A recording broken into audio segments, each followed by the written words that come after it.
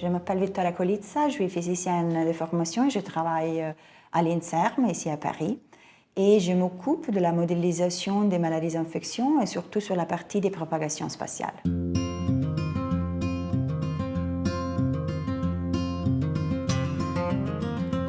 On a utilisé des systèmes qui sont des systèmes et des approches qui sont normalement utilisés dans la physique statistique pour autre chose, pour la science de la matière par exemple.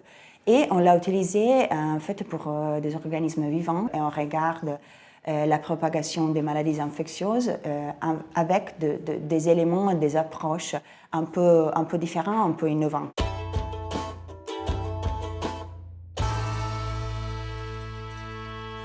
Donc on a développé un modèle qui s'appelle GLIM, donc c'est un modèle global pour la propagation des épidémies, qui intègre des données très fines des populations au niveau mondial. On est capable de décrire la population sur une grille de 20 km par 20 km sur tout le monde. Après, on ajoute aussi des données de transport aérien, et donc on parle de plus de 3000 aéroports dans le monde, environ 20 000 connexions. Pour chaque connexion, on a aussi le nombre de passagers. Et aussi, on a couplé un autre système de mobilité qui s'appelle en anglais commuting, qui est la mobilité qu'on fait tous les jours de lieu de résidence au lieu de travail et après on rentre. Toutes ces mobilités sont intégrées avec un modèle pour la description de la maladie et comment on peut être passé d'un homme à l'autre. Et sont tous intégrés pour décrire au niveau mondial la propagation.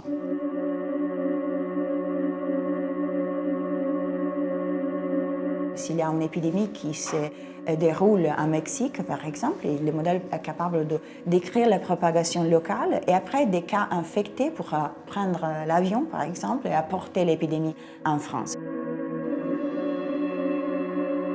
C'est très important pour avoir des informations qui sont concrètes, utiles et pratiques pour se défendre contre les épidémies.